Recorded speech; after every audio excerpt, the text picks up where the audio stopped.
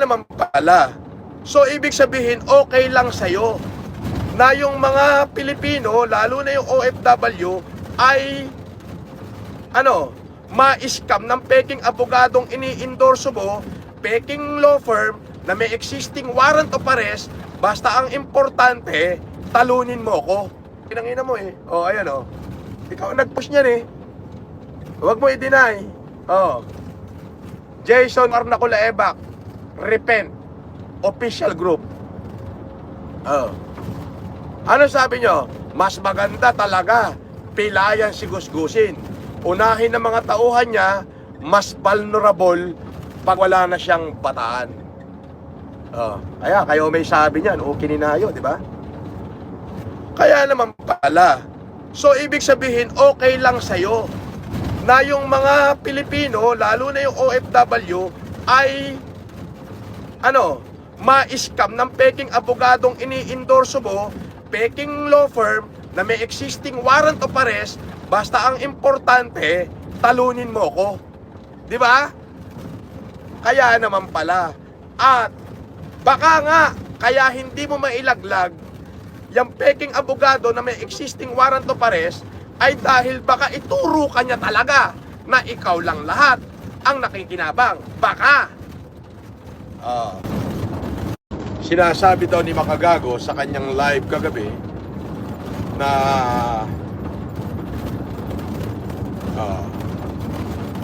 Makagago has neither confirmed nor denied whether attorney Savi, Filipino lawyer, and the alleged scammer Susan Yance are the same person. Walang iya ka naman, Makagago, lulusutan mo pa. Alam mo na namang siya yan. Di ba? Lulusot ka pa.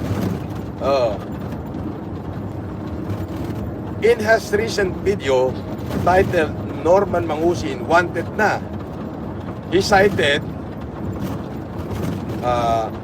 concern related to the Data Privacy Act, possible cyber libel, and potential retaliation if he were to create content involving attorney Sabi, Filipino lawyer, and the alleged fake lawyer.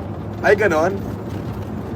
Pero hindi ka natatakot na mag-retaliate yung mga taong pinopost mo dyan at ipinopost mo yung mugshot na mga tao ko.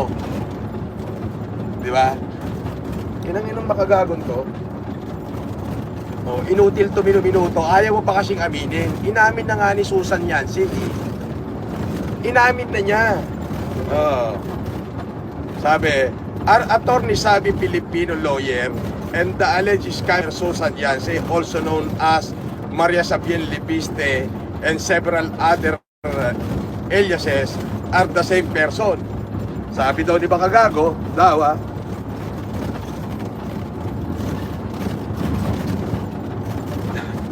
we do not know for sure.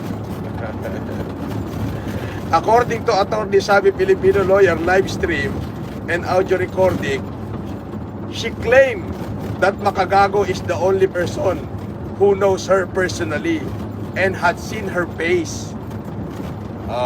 Di ba? Ang simple lang ang tanong, Makagago, bakit hindi mo makundina peking abogado na inendorso mo? Ba't hindi mo makundina? Hindi mo na kayang iwasan yan. Alam na ng lahat yan. Ang inihingi lang sa'yo, bakit hindi mo makundina? Bakit pati OFW kukundinahin mo? Pero siya hindi mo makundina. Diba?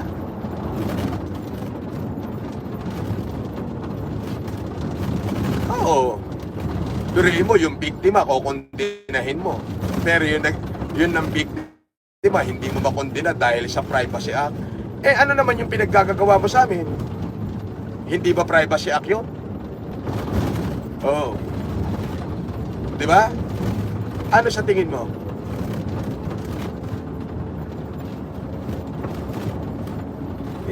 Pupuntusan kita.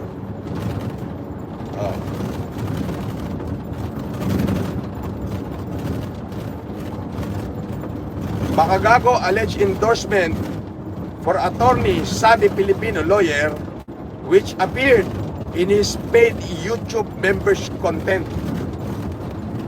Di ba? He later stated in his recent video titled Norman Mangusin Wanted Na, that was not an endorsement but a shout out given in exchange for a favor to interview Ian. Oh, sige. There has been debate over whether the video constitute an endorsement or a shout out. Yan. O paano mo masasabihin magiging shout out yun eh? Go and contact them. Maliwanag yung sinabi mo. Go and contact them. Iba yung shout out, ha? When you say go and contact them, it constitute na tinutulak mo yung iyong mga supporter, subscriber, na doon magpa-legal consult sa isang peking abogado at peking law firm.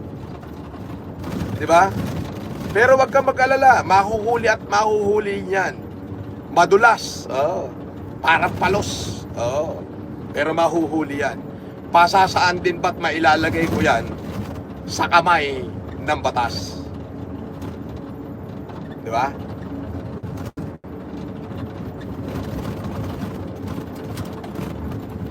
Alam nyo, pinipilit nyo na lang tabunan yung issue, di ba? Kung ano-ano na lang yung pinagpo-post nyo para tabunan ng issue. Malinaw ang sigaw ng iba. Ano ba ang involvement mo, makagago? Bakit daw hindi mo makondina itong abogado na inangkin mo na best lawyer, miyembro ng legal team mo, ang liwa-liwanag naman eh. Sinabi mo, part of your legal team. Sinabi mo pa nga, good luck, Norman Gusgusin. You are fighting for of the best lawyer that we have.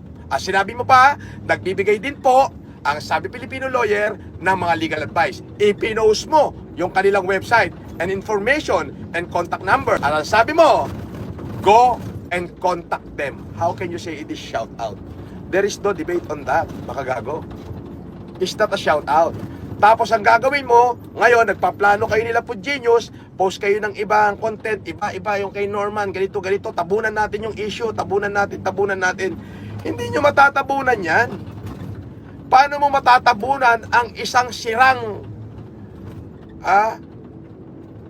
plaka na paulit-ulit na sasabihin yung iyong kawalangyaan?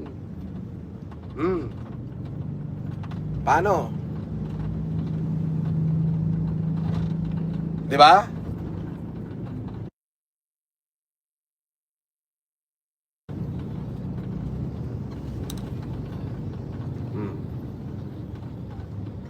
Ang liwa-liwanag nung sinabi mo.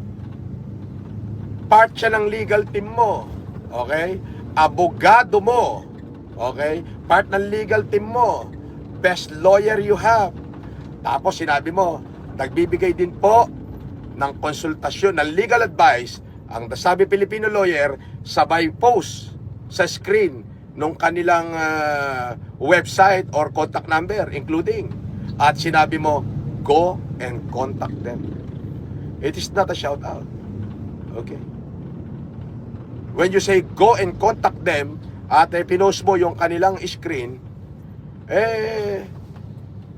it's just manifestation, not only an endorsement, but a propaganda using your widespread of subscriber to be lured by the scheme of the Sabi Filipino Lawyer.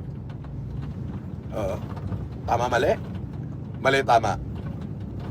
So, ang ginagawa mo na lang kasi, makagago, pinipilit mo na tabunan yung issue.